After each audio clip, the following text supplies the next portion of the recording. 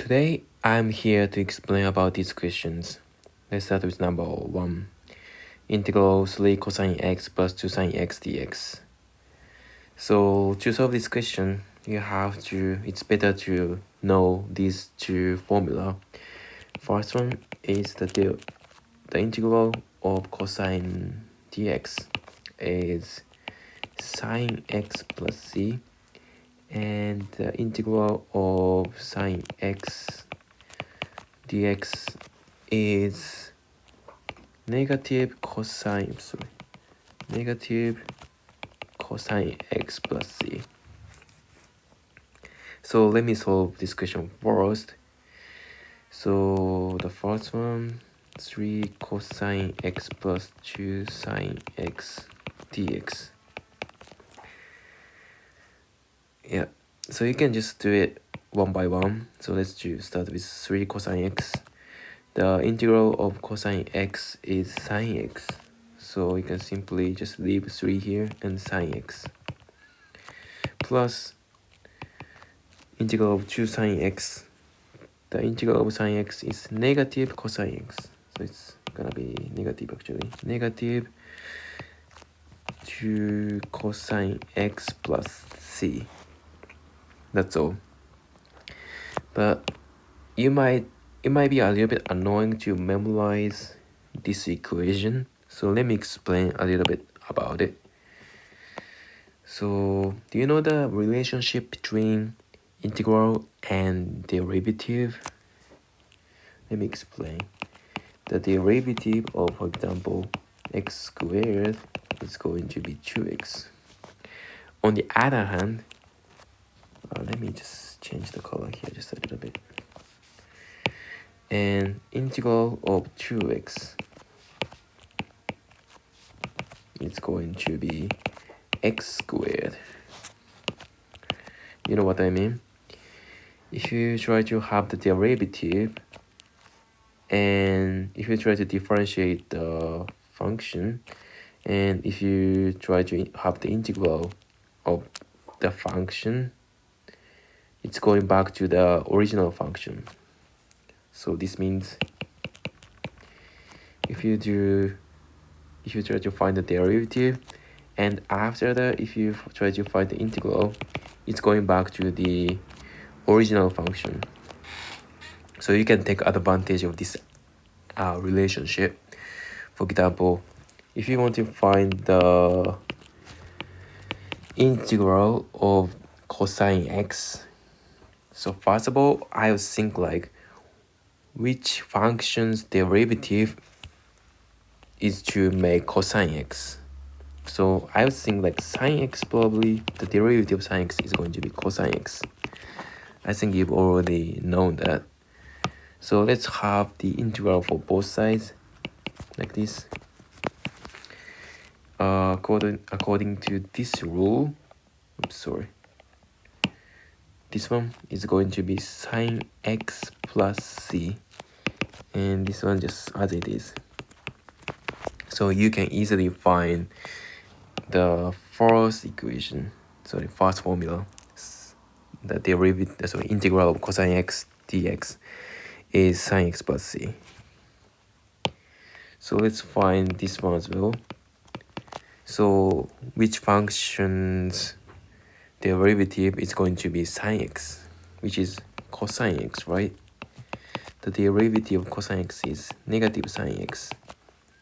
So let's have the integral for both sides.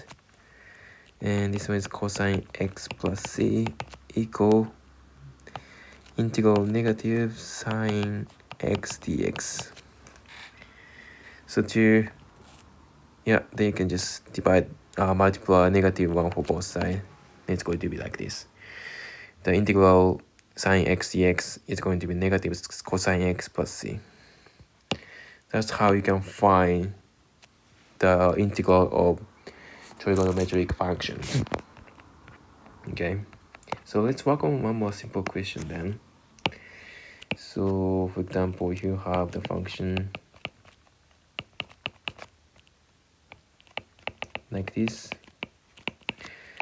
it's going to be 2 times sine x plus sine, it's going to be negative 3 cosine x plus c. That's it. Let's work on one more question. This one looks a little bit complicated. Probably you can find the derivative of tangent x, which is 1 over cosine squared x. But it's not that simple. So let me just write down the formula. The integral tangent x dx is ln secant x plus c.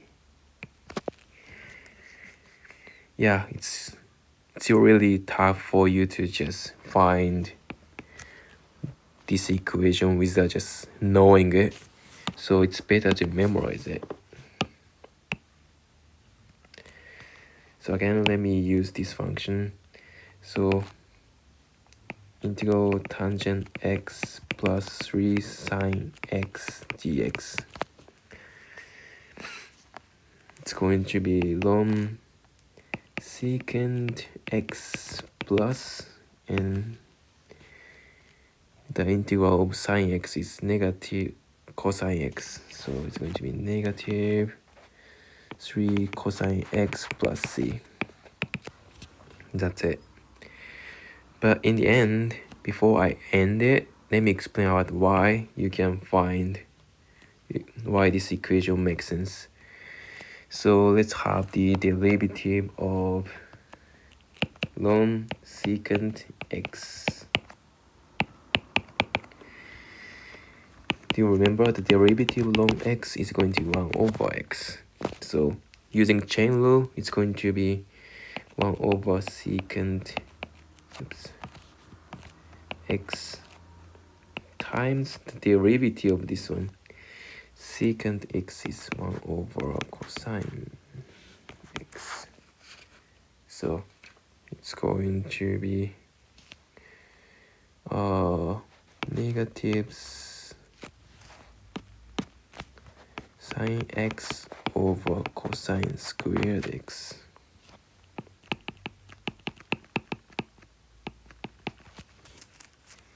And let me simplify this one.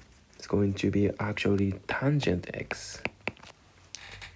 So now you see the relationship probably. The integral of both sides.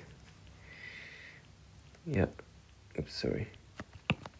This one is going to be just ln secant x, and this one, yeah, you can just leave it.